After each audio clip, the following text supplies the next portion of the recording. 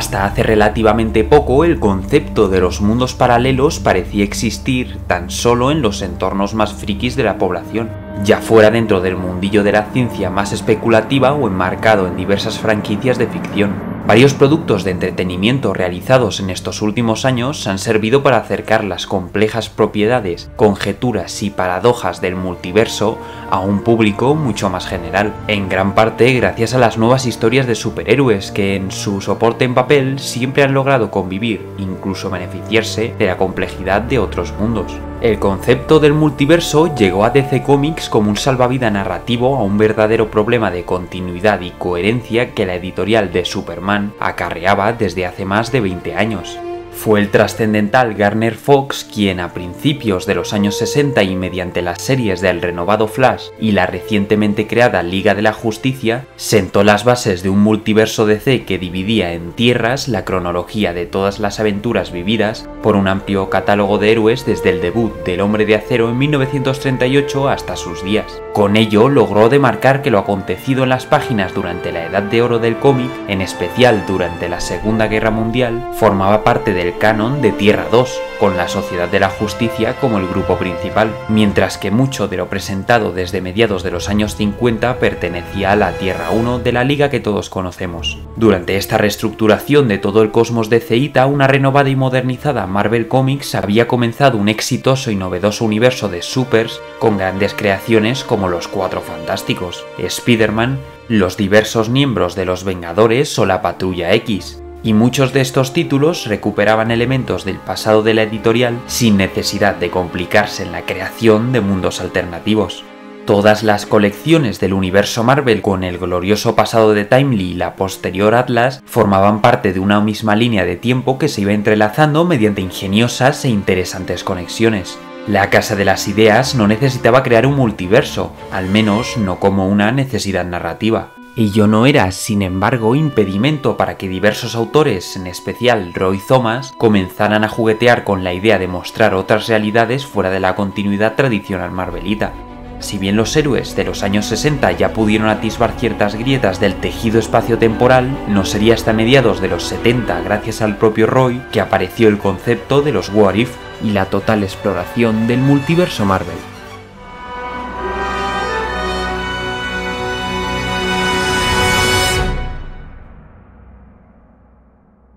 Si quieres indagar por ti mismo en los vastos recovecos del multiverso Marvel, puedes encontrar aventuras alternativas o clásicas del universo tradicional en Generación X. Tienes la oportunidad de adquirir tus cómics favoritos a través del enlace en la descripción o visitando sus tiendas, y si deseas acompañarnos, prepárate, porque el viaje va a ser movidito. Roy Thomas creció leyendo los cómics de los años 50 de DC por aquel entonces, y como podréis descubrir en algunos de nuestros vídeos más recientes, las restricciones del Comics Code llevaron a la gran casa de héroes a buscar nuevos y extraños enfoques para sus mayores estrellas. La extravagancia de multitud de aventuras, como ver un Superman bebé, una Mujer Maravilla gigantesca o el sinfín de situaciones embarazosas que sometieron al pobre Batman, terminaron derivando con el paso de los años y tras avergonzarse de su propia creación en un concepto de relatos que la vieja National y sus lectores bautizarían como las historias imaginarias. Ya durante los 70, Roy se convirtió en uno de los jefazos de Marvel y en una de las mayores estrellas creativas de la editorial, tras escribir memorables etapas en la serie de los Vengadores. En ellas se habían comenzado a sugerir ciertas propiedades y normas de los viajes en el tiempo y líneas alternativas gracias al complicado Kang el Conquistador y su multitud de alter egos a través del espacio-tiempo. Pero Roy utilizó a otro personaje para sentar las bases definitivas de los mundos paralelos en Marvel, a Uatu, el Vigilante. Desde su debut en el número 13 de los Cuatro Fantásticos, creado por Stan Lee y Jack Kirby, el Vigilante se muestra como un poderoso ser extraterrestre ancestral cuyo único propósito es observar los sucesos del cosmos. Pertenecen a una antigua raza del universo que... Esperad, vosotros también lo oís, ¿verdad? Sí, tú, narrador de Kirby Kraken, escucha mi voz. ¿Qué está pasando aquí? ¿Quién eres tú y qué estás haciendo en este vídeo? Soy yo, el Vigilante, joven aficionado. Llevo siguiendo vuestra labor documental desde que todo comenzó. ¿El Vigilante en persona? Digo, ¿en dibujos, sombra o lo que sea? En efecto, heme aquí. Deseaba felicitaros por vuestro empeño a la hora de narrar las grandes epopeyas de vuestro mundo. gran parte son... No me puedo creer lo que está pasando. Dani va a alucinar cuando le llegue el audio. Vigilantes de vuestros grandes... Pero espera, Uatu, si es que puedo llamarte así. ¿A qué has venido exactamente aquí, a nuestro canal? Verás, Kirby, o Kraken, o Kirby Kraken, no lo tengo claro, la verdad. Da igual, nunca he llamado objetos finales. Me gustaría ser yo mismo quien contase mi propio pasado, para que luego tú retomes mi futuro. Bueno, vale, ya sabes cómo va esto, ¿no? Pues toma, todo tuyo. Muchas gracias, gran y noble narrador. Tu valía y tu humildad han demostrado que... Venga, empieza ya, que el vídeo no puede ser eterno. De acuerdo, vamos allá. Allá por 1963, la llegada de los Cuatro Fantásticos a la Luna para detener al Fantasma Rojo y sus supersimios me obligó a actuar por primera vez en fingir mi antiguo juego. Ambos bandos parecían haber trasladado en nuestra interminable Guerra Fría mis dominios, algo que no podía permitir. Espera, Uatu, desarrolla eso del juramento, que creemos que es importante. Ah, sí, mi juramento. Aquella máxima imborrable que me obliga... Verano, Uatu, que no todos tenemos tiempo para soliloquios. Perdón. Mi cultura fue una de las primeras de todo el universo. Éramos tan avanzados en todos los aspectos que habíamos abandonado los grandes pecados de los mortales. Mas, en un arrebato de buen hacer, comenzamos a visitar mundos aún primitivos para obsequiarles con el don del conocimiento. Pero tras revelar los misterios de la energía nuclear al pueblo de Prosilicus, quienes la entendieron a la perfección, supimos que habíamos cometido un grave error, pues terminaron exterminando su mundo mediante una guerra nuclear. En ese momento, dilucidamos que nuestra raza no debía interferir en el desarrollo de otras especies. Por ello, desde aquel momento, todos y cada uno de nosotros hicimos un juramento de no intervenir y solo observar. Ello me labró la afición de nadar hacia el cosmos, todo aquello que contemplan mis ojos. Pero durante la llegada de Galactus a nuestro mundo, sentí el impulso de dar más tiempo a los hombres, pues aún erais y sois capaces de lograr grandes proezas. Al fin y al cabo, por aquel entonces ibais a llegar a la Luna. Después de aquello no habéis desarrollado mucho más vuestra faceta estelar, no se mueve. Watu, ¿por qué no nos resumes ahora cómo funciona el multiverso? Pero rapidito, que ya lo hemos contado en el vídeo de Kang. Oh, muy bien contado, es decir. De hecho, emplearé vuestras mismas palabras. El flujo temporal no es como el caudal de un río, sino que se asemejaría a un árbol con infinitas ramificaciones que en un futuro regular componen el tejido principal de la realidad. En la continuidad principal existen elementos focales que son los que moldean el futuro y mantienen homogeneidad en las ramificaciones del pasado. Es decir, el multiverso se compone de una temporalidad muy similar, solo variada por minúsculos sucesos que desencadenan una serie de interminables cambios estructurales, ramificando vuestro canon en otras realidades paralelas. Muchas gracias, vigilante. Creo que ya puedo continuar yo. Ha sido un placer. Seguiré observando vuestra labor con gran detenimiento. Gracias, Uatu. Qué pesado, pensaba que nunca se iba a callar. Bueno, prosigamos. Desde la muerte de Gwen Stacy, Roy comenzó a barruntar diferentes posibilidades que hubieran desembocado en un destino diferente para aquella historia. Con el tiempo empezó a hacer lo mismo con otros desenlaces clave en la historia marvelita, y de pronto todo tomó sentido con una pregunta que, según el propio Thomas, servía siempre a Stan Lee como punto de partida para desarrollar una aventura. ¿Y si...? De esa forma nació una nueva colección que permitía a los creativos de la Casa de las Ideas explorar otro tipo de relatos o nuevos puntos de vista con historias de personajes que en la continuidad tradicional jamás serían capaces de realizar. La serie sería bautizada como What If y con ella el universo Marvel comenzaría a vivir su expansión. El encargado de presentar todas y cada una de las historias sería nuestro ahora amigo, el Vigilante, que por cuestiones obvias era el más indicado para este trabajo. Preparaos para descubrir algunas de las obras más destacadas de estos primeros años de los mundos alternativos de la Casa de las Ideas. Los What If se remontaban al comienzo del universo Marvel, preguntándose qué hubiera pasado si Spider-Man se hubiera unido a los Cuatro Fantásticos. Si recordáis, Spidey decidió visitar el edificio Baxter en busca de un empleo, pero el equipo terminó rechazándolo.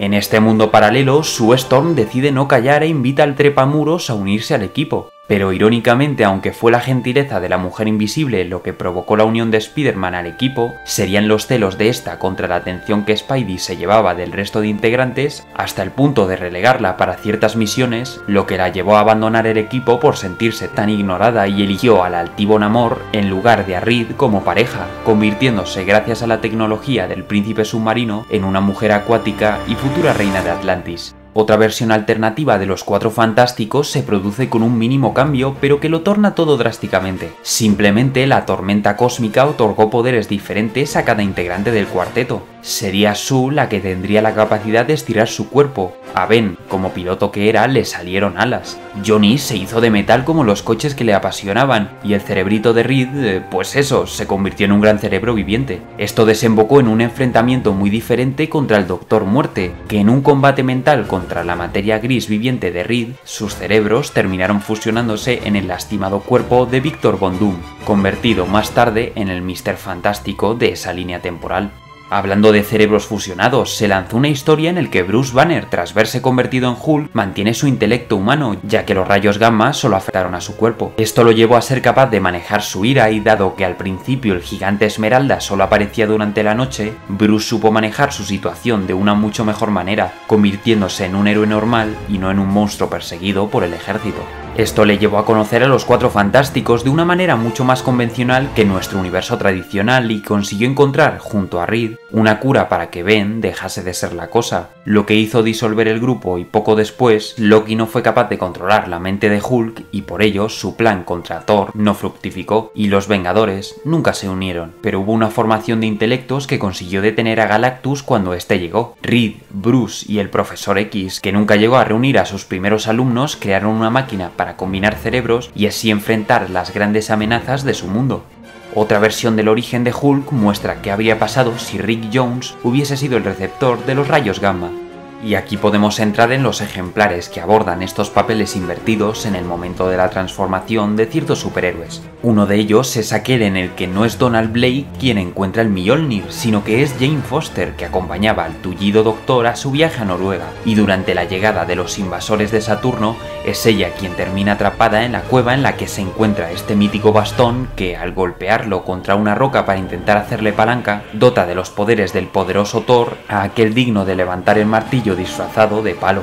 Jane Foster será en ese mundo la diosa Tordis, que causará incómodos revuelos entre las cámaras del Palacio de Asgard.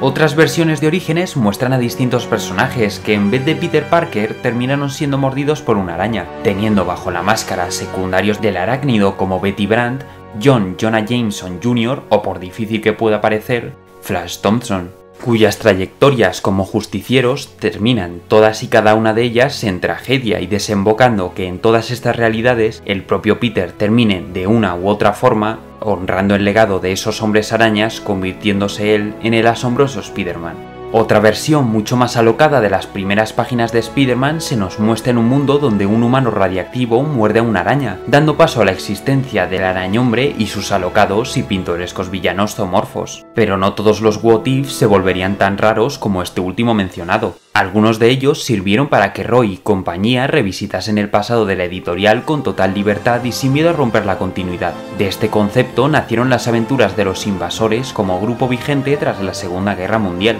la unión de las grandes estrellas de la editorial llamada como Atlas durante los años 50, otro universo en el que los Vengadores se separan y Iron Man debe enfrentar a Namor y Hulk por su cuenta, o una tierra paralela en la que el Capitán América y Bucky salen airosos de la explosión del avión del Barón Zemo, y ambos envejecen convirtiéndose Steve Rogers en el futuro director de S.H.I.E.L.D. y su fiel ayudante en el nuevo Capitán América. También se presentó una curiosa versión en la que los enemigos de Daredevil descubrían que era ciego, lo que desembocó en que toda la ciudad supiera que el demonio de la cocina del infierno y el abogado ciego Matt Murdock eran la misma persona. Y tampoco podemos olvidarnos del que tal vez sea el What If más especial de todos. El 11 fue obra de Jack Kirby, que tras su exilio en DC Comics escribió y dibujó una divertida y nostálgica premisa que derivaba de la idea de hacer a los propios miembros de la redacción de Marvel un grupo de héroes. Así fue como nacieron los Cuatro Fantásticos del Bullpen, formado por el sonriente Stan como Mr. Fantástico, al propio Jack como la Cosa, a la siempre leal asistenta de Stan, Flo, como la Mujer Invisible, y al vicepresidente de la editorial Sol Brodsky como la Antorcha Humana. Para los más fans de los entresijos del mundo editorial del cómic, esta obra es un auténtico regalo, y uno de los últimos trabajos de Kirby en Marvel en el que dibujaba sus Cuatro Fantásticos, casi por última vez. Un precioso homenaje del Rey a todos sus admiradores. Serían muchos los posteriores What If que la editorial lanzaría con el pasar de los años. Muchos, como ¿qué hubiera pasado si Gwen Stacy hubiera sobrevivido?, mantenían el enfoque original de la idea de Roy Thomas, mientras que otros muchos vivaron hacia la parodia. Pero lo importante de esta curiosa y muy entretenida serie de aventuras alternativa es el inmenso almacén de ideas posibles que servirían a futuros autores para explotar en la editorial. Fue aquí donde pudimos verle una primera versión de Spider-Man como integrante de facto de los Cuatro Fantásticos, donde los lectores conocieron que un Hulk inteligente funcionaba, donde comprobamos cómo reaccionarían los enemigos de Daredevil a la revelación de su identidad, donde vimos por primera vez a Jane Foster convertida en Thor, y donde nacieron las primeras variantes de un Spider-Man cuyo multiverso terminó siendo explotado con múltiples versiones arácnidas hasta el punto de presentar con ellas alguna de las mejores obras audiovisuales de todos los tiempos, sin olvidar la gran cantidad de universos paralelos a la continuidad original del universo Marvel tradicional. Y tras este viaje rápido por el multiverso Marvel, no cabe duda que What If fue la puerta de acceso a un mundo interminable de posibilidades ilimitadas.